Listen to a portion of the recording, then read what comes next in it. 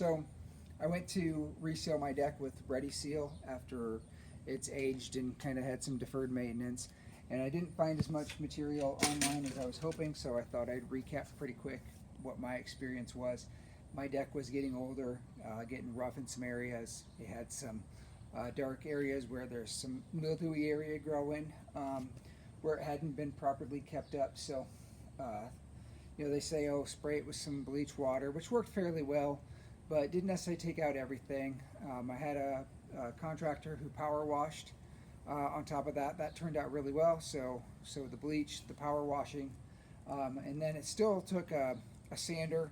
I did 80 grit, whether it's a belt sander or an orbital sander, to hit and take down some of the rougher spots. That worked out really well. Only took an hour or two of sanding to really get things, so you're not going to get slivers and the kids having problems with different areas. Then let it dry out. After that was done, then I'm trying to roll her on. Tried different rollers, tried different brushes, and I found that the 9-inch version worked better, but with the foam rollers, that worked out much better with the foam rollers rather than the polyester rollers, even if you get the higher nap polyester rollers. So highly recommend the foam rollers there.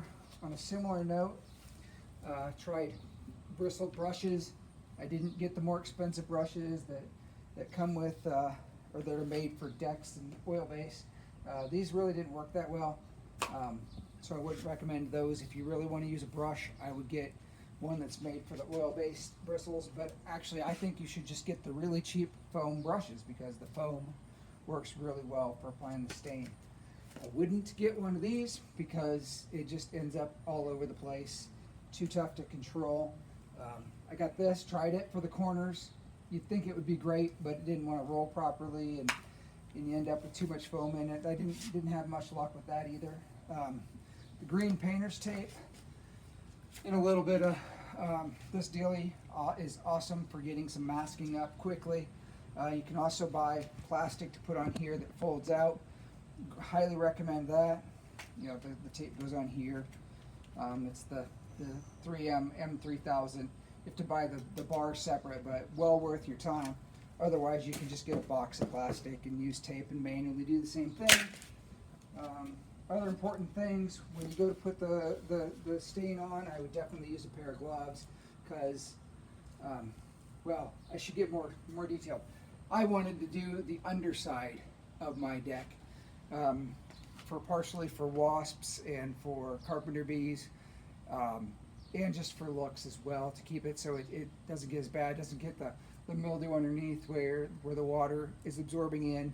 So I wanted to do the underside, and by the time I do the underside, it really makes a difference to have the gloves, and also I put down the plastic. Just the really thin plastic worked great to protect my patio underneath here, and then I just put weights around every 2-3 feet. Even when it got kind of breezy, it hung pretty well. The one thing is that if you try to use a fence sprayer, like what they say makes life a lot easier, worked great for spraying bleach water, but as soon as I put the stain in here, it was a lot thicker and it didn't want to actually aerate, and it really didn't get a spray. It got more, I could only get a jet stream out of that, so maybe you'll have better luck with a fence sprayer.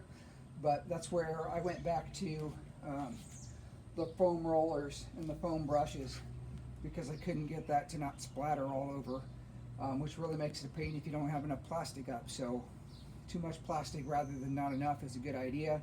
I saw one video where the guy said to put down 2 layers of plastic on the ground. I think that's great. Didn't turn out I needed it. You really didn't get a whole lot. You also can get the oil dry or the kitty litter to pull some of that up. I was a lot more worried than I needed to be on the spillage, because you're gonna drip all over the place with Ready Seal, right? But using foam helps. I mean, you need Ready Seal, you need the mineral spirits or a oil-based cleanup. You're probably going to want paper towels on hand to quickly address things. The one thing I didn't do is get out my airless sprayer, because I didn't really want all the oil-based overspray or my house and my yard with my pets and everything else. So I stuck to brushes and rollers pretty much. By the time my deck is 12 by 20, and then I got 15 steps.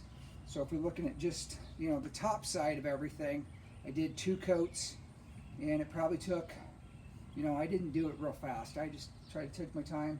It probably took 3 hours, maybe a bit more, to do the top side.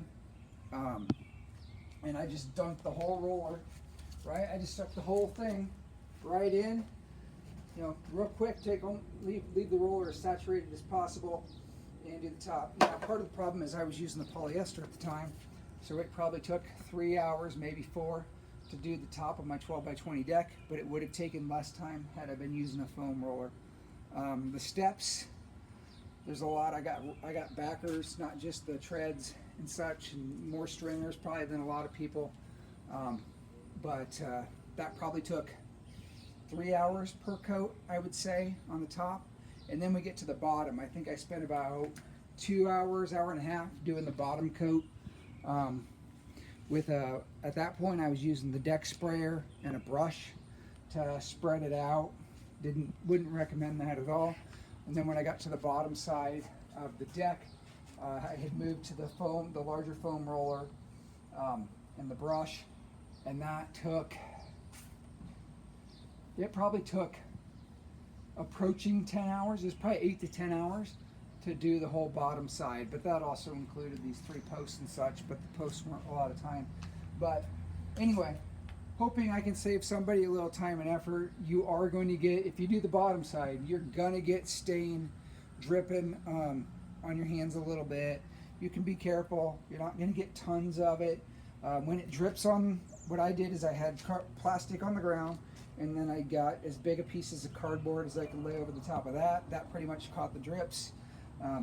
And then if I drip too much, which did happen sometimes, I'd just take my roller, right, and I'd just soak up whatever I could right off the cardboard or the plastic, which seemed to work pretty well.